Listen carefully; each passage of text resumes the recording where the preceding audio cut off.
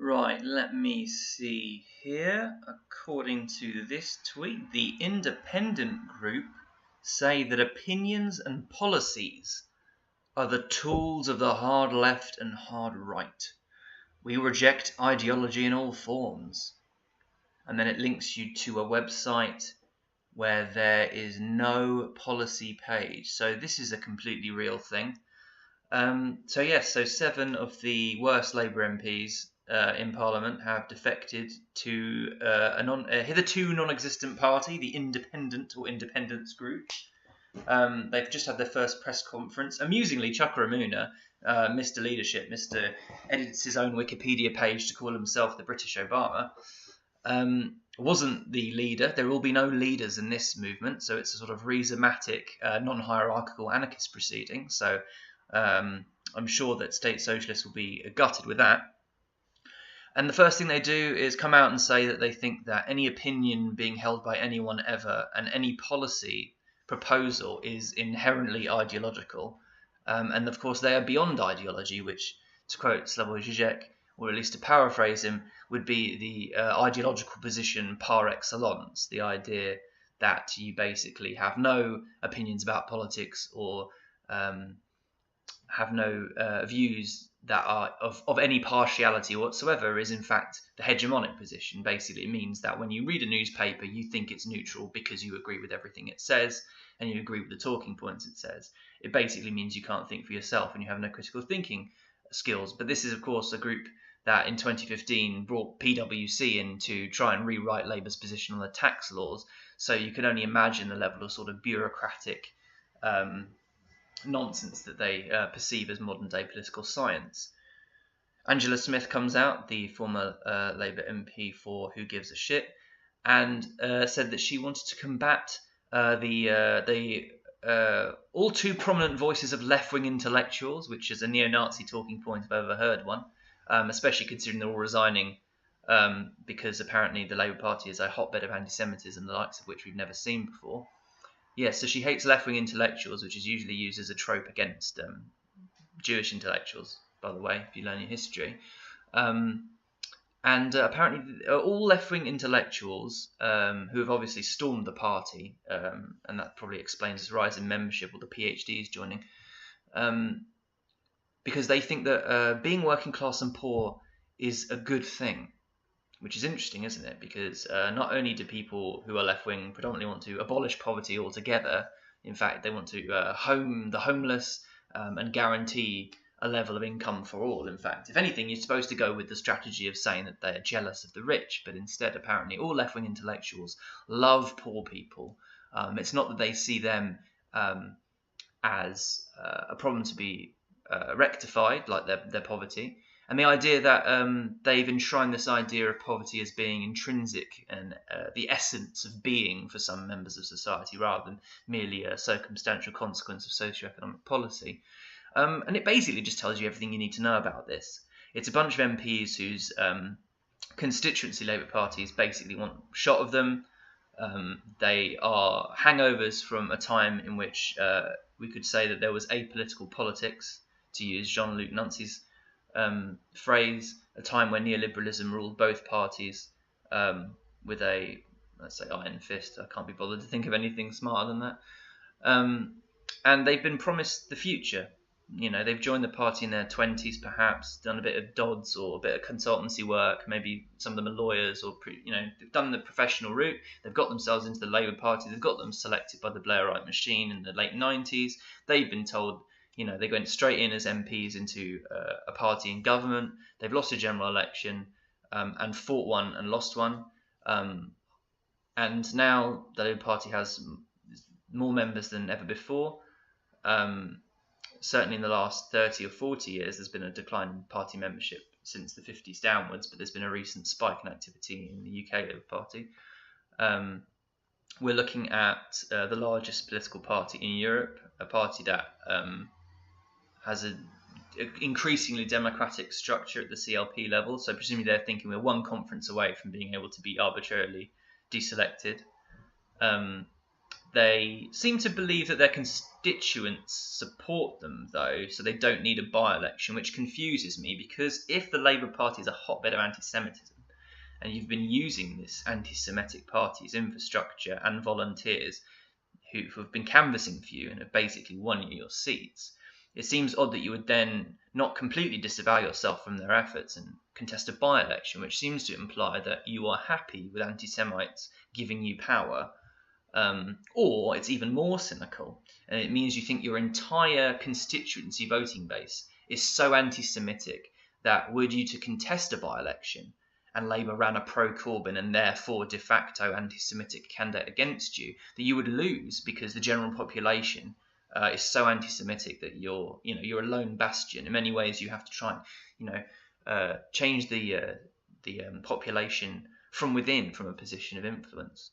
Alternatively, it means you can now lobby G4S and you can lobby BAE systems, and you can continue to do the sort of thing which the Labour Party used to be able to do, but under Corbyn would be considered unacceptable.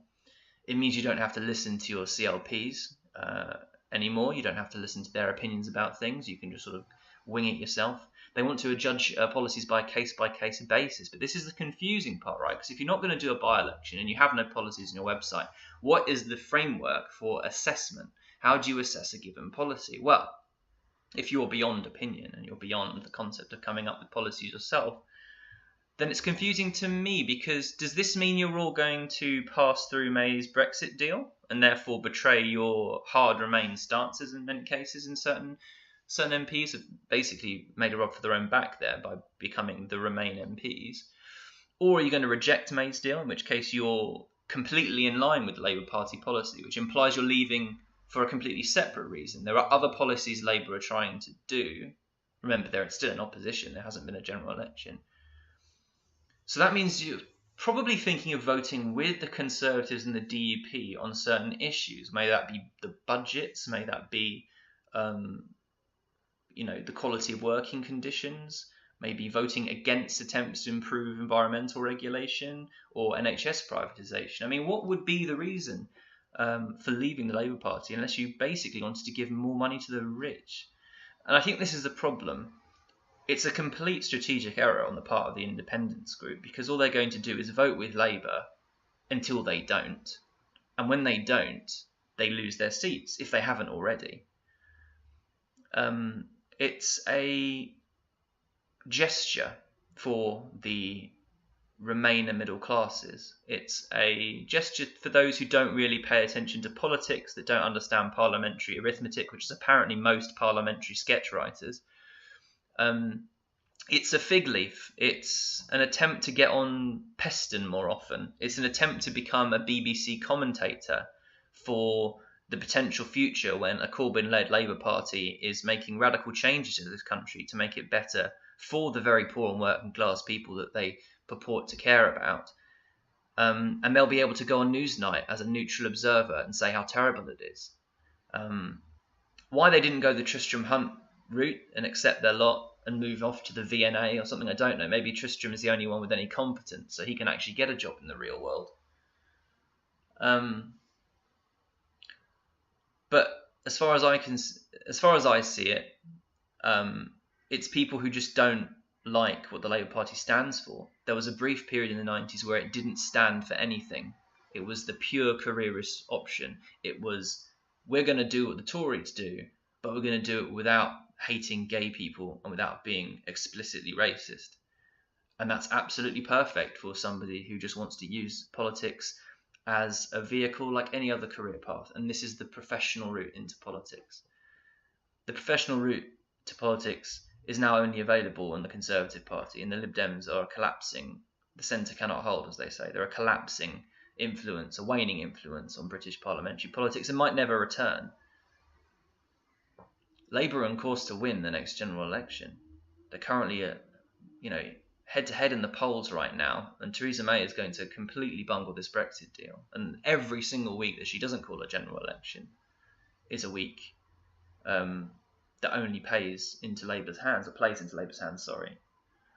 every time Labour take a head in the polls, it's the same MPs. These MPs are leaving now will come out and say, well, they're still not doing enough about X. They're still not doing Y. Why aren't they doing Y? Why are they doing X? Why are they not doing Z? To ensure that then suddenly it goes back to neck and neck again. It's very cynical and it's very obvious. And it's not going to work. And that's what makes it so confusing to someone who even remotely looks at politics at all. So you just have to come to the conclusion that this is a last-ditch attempt to stay in the public eye, to be able to say, I tried to stop him. I'm sorry, rich people, I tried. Basically, the Boris plan for Brexit, back Brexit, hope Remain wins, and then say, look, I tried. The Donald Trump, trademarking Trump TV, I want to become a competitor to Fox News. Let Hillary wins, and I go, oh, see, I tried. The irony, of course, is their plan won't actually work because there's no way they're all getting re-elected. Mike Gapes, for example, he's literally only famous for a meme about milk. And the other week he didn't even raise $1,000 for, I think it was a prison or something, or some charity. He basically locked himself up with Wes Streeting and Ian Duncan Smith, and they weren't going to leave until they made $1,000. And after 7 days, they only made 800 quid, so he just came out anyway. So he should still be in jail, lol.